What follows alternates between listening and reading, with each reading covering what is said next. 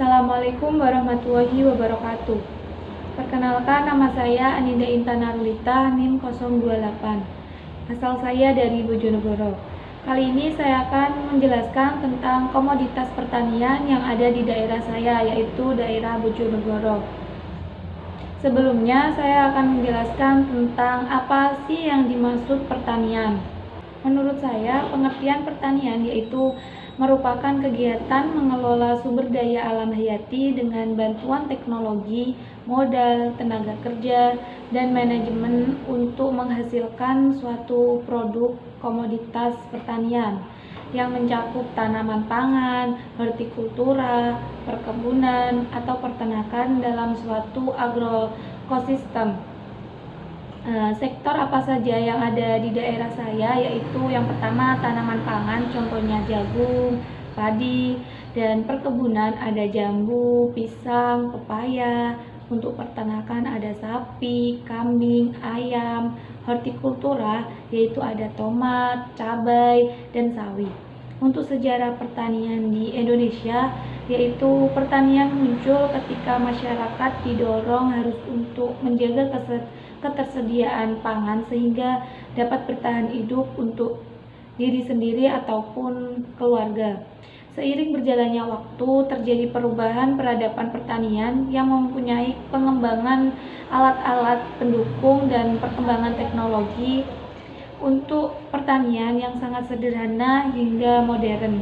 Dari perkembangan tersebut menjadikan peningkatan kualitas produk. Tantangan yang dihadapi sektor pertanian yang ada di daerah saya yaitu biasanya populasi tikus yang cukup banyak, terus banjir, cuaca tidak mendukung atau tidak menentu, skala usaha kecil, dan biaya produksi yang tinggi. Apa yang dimaksud dengan input atau faktor produksi pertanian? Sebut dan jelaskan input atau faktor produksi apa saja yang digunakan.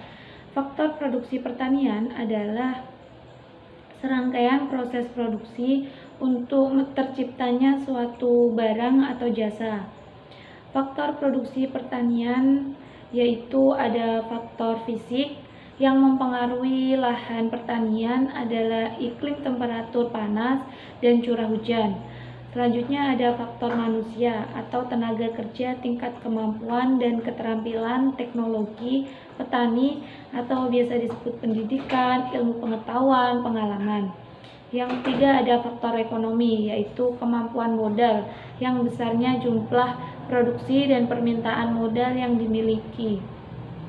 Selanjutnya, apa yang dimaksud pasca panen dan pemasaran produk pertanian. Lalu bagaimana proses pasca panen yang ada di daerah saya dan bagaimana cara pemasarannya. Pasca panen adalah tahapan produksi tanaman yang segera setelah panen, di dalamnya meliputi pendinginan, pembersihan, pemilahan, dan pengemasan. Pemasaran produk pertanian adalah suatu bentuk pemasaran yang mencakup semua barang dan jasa yang berhubungan dengan bidang pertanian.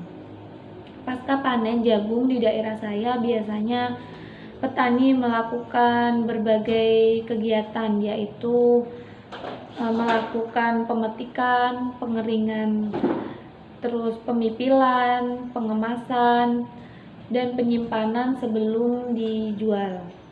Saluran pemasaran yang diterapkan yaitu biasanya saluran pertama diserahkan atau dijual kepada tengkulak pedagang besar.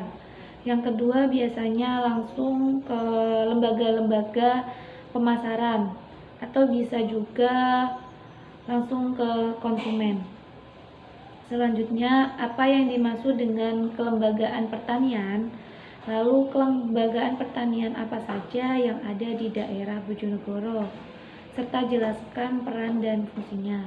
Kelembagaan pertanian adalah norma atau kebiasaan yang struktur dan terpola, serta dipraktekkan terus-menerus untuk memenuhi kebutuhan anggota masyarakat yang terkait erat dengan penghidupan dari bidang pertanian di perdesaan.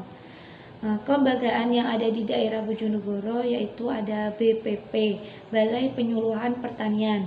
Fungsi dan peran BPP yaitu menyusun program penyuluhan pada tingkat kecamatan dan menyediakan informasi teknologi atau sarana produksi, pembiayaan, dan pasar. Selanjutnya ada BUMP, Badan Usaha Milik Petani, yaitu fungsi dan perannya memperbaiki mutu budidaya pengelolaan usaha tani untuk mewujudkan peningkatan produktivitas nilai tambah produk dan perbaikan pendapatan usaha tani. Untuk sebagai generasi muda atau milenial, apa yang Anda lakukan untuk kemajuan pertanian di Indonesia? Yaitu menurut saya meningkatkan minat generasi muda untuk terjun ke pertanian, mengembangkan teknologi pertanian, adanya pendidikan, terus tersedianya pengangkutan atau sistem pemasaran yang lancar terhadap pertanian. Mungkin itu saja yang dapat saya sampaikan. Wassalamualaikum warahmatullahi wabarakatuh.